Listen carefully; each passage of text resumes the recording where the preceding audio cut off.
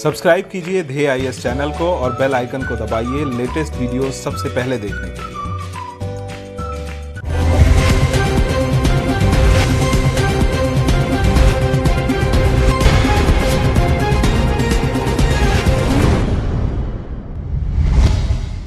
दुनिया में इस वक्त कोरोना वायरस का संकट फैला हुआ है, लेकिन इसके साथ भी कई तरह की मुश्किलें सामने आ रही हैं। ऐसी ही मुसीबत आन पड़ी है रूस में, जहां बीते बुधवार एक ऐसी घटना हुई जिसकी वजह से रूसी राष्ट्रपति व्लादिमीर पुतिन ने साइबेरियन के एक क्षेत्र में आपातकाल की घोषणा कर दी। दरअसल जब एक पावर प्लांट से रीस कर लगभग 20,000 टन डीजल नदी में पहुंच गया। ये घटना राजधानी मॉस्को से पूर्वोत्तर में लगभग 3,000 किलोमीटर दूर नोरिलिस्क शहर के पास हुई। इस नदी का पानी एक झील में गिरता है। उस झील से एक और नदी निकलती है जो आखिरकार आर्कटिक सागर में गिरती है। आज के टीएनएस में विस्तार से जानेंगे इस घटना के बारे में। क्यों हुआ ये डीजल लीक, क्या कारण थे और इसका क्या असर पड़ सकता है।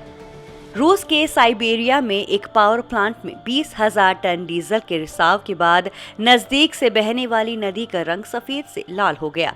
बता दें, इस रिसाव की भयावहता को देखते हुए गुरुवार को राष्ट्रपति व्लादिमीर पुतिन ने स्टेट इमरजेंसी का ऐलान किया था। जिस प्लांट से तेल का रिसाव हुआ वो साइबेरिया के नोरिलिस्क शहर में स्थित है। ये घटना राजधानी मॉस्को से पूर्वोत्तर में लगभग 3,000 किलोमीटर दूर हुई।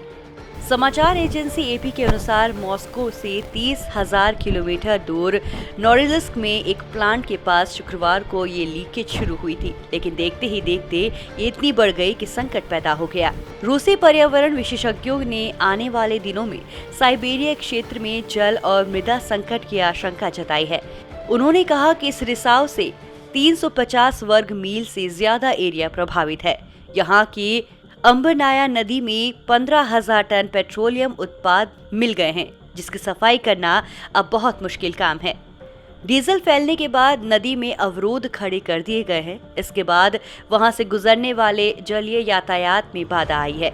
राष्ट्रपति पुतिन ने इस घटना पर सख्त रुख अपनाया है और दिग्गज स्टील कंपनी नॉर्निकेल की सहायक कंपनी NTEK की आलोचना की है। विश्व वन्यजीव कोष की रूसी शाखा के एलेक्सी किन्सनिकोव ने कहा कि डीजल रिसने से मछलियों और दूसरे संसाधनों पर जो असर पड़ेगा उसकी वजह से 1 अरब रूबल का नुकसान हो सकता है। पावर प्लांट से डीजल बहकर अंबरनाया नदी में मिल गया है, जिससे इस नदी का रंग बदल गया है। रूसी विशेषज्ञ इस नदी को साफ करने के लिए युद्ध स्तर पर प्रयास कर रहे हैं। ऐसी आशंका है कि प्रदूषण great Arctic state nature reserve में फैल सकता है। बता दें, इस रिजर्व में प्रदूषण के पहुंचने से जलीय जीवन को भारी नुकसान हो सकता है। एक नजर डालते हैं आखिर क्यों हुआ डीजल लीक। बताया जा रहा है कि प्लांट में तेल का रिसाव फ्यूल टैंक का एक पिलर धंसने के कारण शुरू हुआ था। ये टैंक बर्फीली कठोर जमीन पर बना हुआ था जो तापमान बढ़ने के बाद पिघलने लगी। हालांकि साइबेरिया क्षेत्र में ऐसी घटना कम ही देखने को मिलती है।